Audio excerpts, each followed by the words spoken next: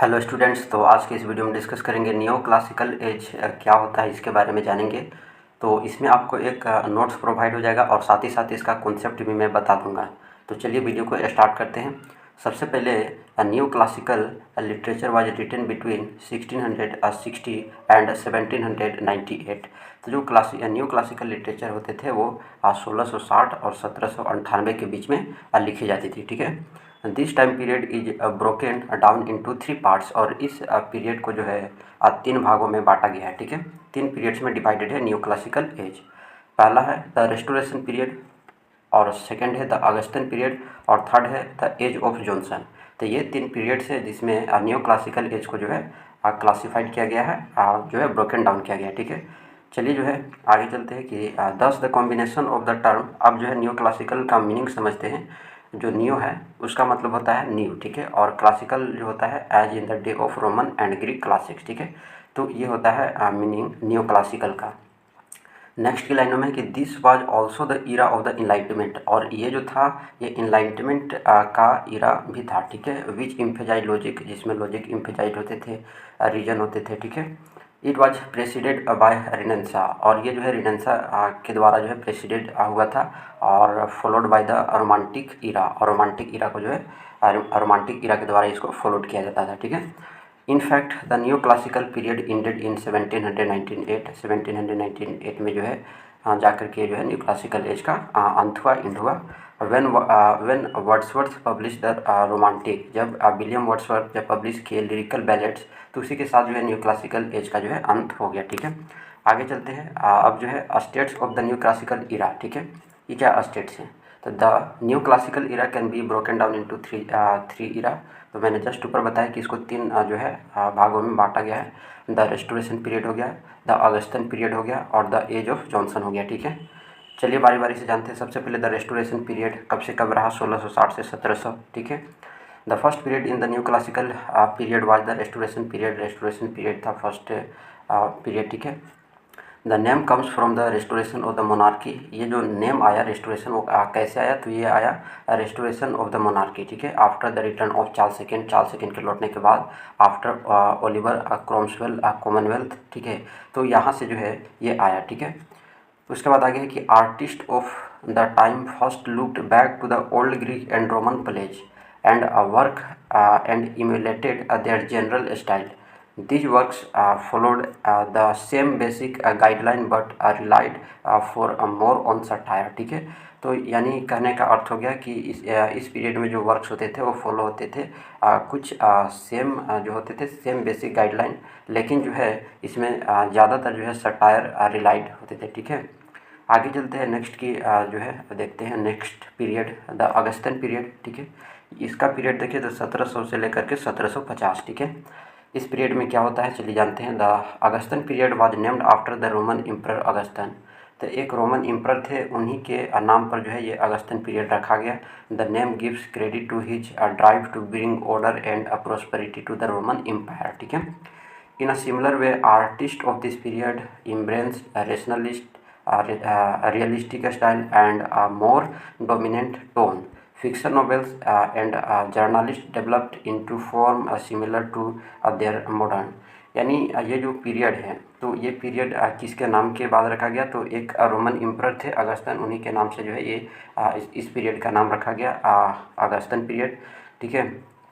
तो इसमें क्या होता था कि आर्टिस्ट जो होते थे इस पीरियड के वो इम्प्रेस्ड होते थे रियलिस्टिक एंड रियलिटी स्टाइल से, और ज़्यादातर जो होते थे इसमें डोमिनेंट टोन होते थे, ठीक है। Fiction novel and journalist developed.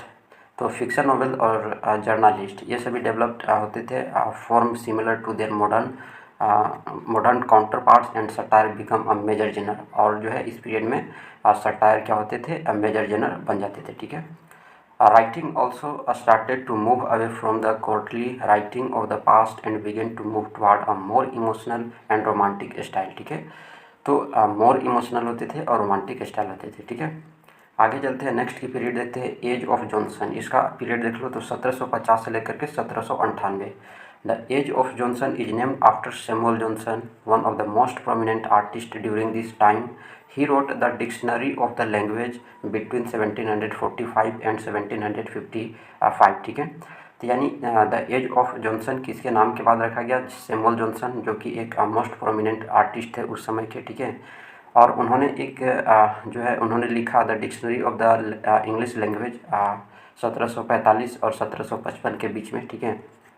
Comedies remain popular, और कॉमेडीज क्या होते थे? पॉपुलर। द पोएट्री से, ठीक है, was slowly embracing more sentimental style, something the romantics would on later, ठीक है। तो इसमें romantics would build on later. तो ये जो है ये पीरियड, इसका पीरियड काल आप देखो तो 1750 से लेकर के 1798 है, ठीक है। और ये जो पीरियड है ये किसके नाम के बाद रखा गया? सैमुअल जॉनसन, जो कि एक मोस्ट प्रोमिनेंट आर्टिस्ट थे उस समय के। उन्होंने the dictionary of the English language को लिखा 1745 से लेकर के 1755 के बीच में इन्होंने लिखा, ठीक है। और इस टाइम में जो है कॉमेडी जो होते थे पॉपुलर होते थे, पोएट्री से ज़्यादा कॉमेडी पॉपुलर होते थे, ठीक है। और ज़्यादातर जो होते थे ये सेंटिमेंटल स्टाइल, है ना, और something the romantics would build on later, ठीक है। तो और भी जो रोमांटिक्स हुए वो इसके बाद ही बने, ठीक है। आगे चलते हैं अब new classical era, new classical age के बारे में जान लेते हैं। तो after the study of the British poetry and novels of the 18th century, we find that the new classical era helps us better understand its literature, ठीक है। तो मतलब है कि 18th सेंचुरी के नोवेल को पढ़ने के बाद, ब्रिटिश पोएट्री के हिस्ट्री को पढ़ने के बाद हम क्या पाते हैं कि न्यू क्लासिकल ईरा जो होता है वो हेल्प करता है बेटर अंडरस्टैंड, सही तरीके से समझने में इस लिटरेचर को, ठीक है। This was a time of comfortableness, ठीक है। और ये टाइम क्या होता था? कम्फर्टेबलनेस होता था इंग्लैंड में। People would meet at coffee, people क्या करते थे? कॉफ़ी पर मिलते थे ना, कॉफ़ी हाउसेस पर मिलते थे और चैट करते थे पॉलिटिक्स के बारे में, एमंग अदर टॉपिक्स के बारे में, ठीक है। And sometimes drink a new warm, और जो है कभी कभी न्यू वार्म जो है ड्रिंक करते थे, वार्म बेवरेज है ना, मेड ऑफ चॉकलेट, ठीक है। उसके बाद नेक्स्ट है कि it was also the beginning of the British traditional of drinking after Noon T, and it was the starting point of the middle age, and because of that more people were literate, ठीक है। तो ज़्यादातर जो लोग होते थे इस period में वो लिटरेट होते थे, ठीक है। Actually people were very interested in appearance है ना। तो इसमें जो पीपल होते थे वो ज़्यादातर इंटरेस्टेड होते थे अपीयरेंस में, but not necessarily in begin genuine, ठीक है। मोर एंड वुमेन कॉमनली वोर मतलब पहनना, विग्स पहनते थे, एंड बीइंग क्लेवर और चतुर होते थे, एंड विटी वाज इन वॉग्यू, ठीक है। तो ये चीज़ होता था। नेक्स्ट आगे देखते हैं तो कैरेक्टरिस्टिक की बात कर लेते हैं। न्यू क्लासिकल लिटरेचर के कैरेक्टरिस्टिक क्या हैं? New classical literature is characterized by order, accuracy, structure, in direction opposition to Renaissance attitude, where man was seen as basically good. The new classical writers portrayed a man as inherently flawed. They emphasized restraint, self-control and common sense. तो ये इसके characteristics हैं, ठीक है। अब some popular types of literature included, तो इसमें included किया गया पैरोडी, है ना, essay, satire, letters, fables, melodrama और राइमिंग विथ कपलेट्स, ठीक है। तो ये जो है इंक्लूडेड होते हैं इस टाइप के लिटरेचर। चलिए आगे चलते हैं, जानते हैं द 18th सेंचुरी को जो है द एज ऑफ इनलाइटमेंट के नाम से भी जाना जाता है, और द एज ऑफ रीजन के नाम से भी जाना जाता है 18th सेंचुरी को, ठीक है। तो इसको ध्यान में रखना। Everything was regulated by reason, सभी जो इसमें सभी चीज़ें जो होती थी वो रेगुलेटेड होते थे बाय रीजन, नेचुरल टू, ठीक है। People were attracted by a reason से अट्रैक्टेड होते थे। Nature as he was we can find in parks और गार्डन्स, ठीक है। A nature that reflected order and harmony. To follow nature meant to represent the world as it was, to obey reason. Rationalism, stressing out the importance of reason and observation, started the beginning of the scientific thought and freedom from ignorance, ठीक है। आगे चलते हैं। Importance of reason was also influential in the literature. तो इसमें जो है reason महत्वपूर्ण होते थे, इन्फ्लुएंशियल होते थे लिटरेचर में उस टाइम में, ठीक है। And English literary standard were reformed, और जो है इंग्लिश लिटरेरी जो होते हैं स्टैंडर्ड फॉर्म रिफॉर्म होते थे ना।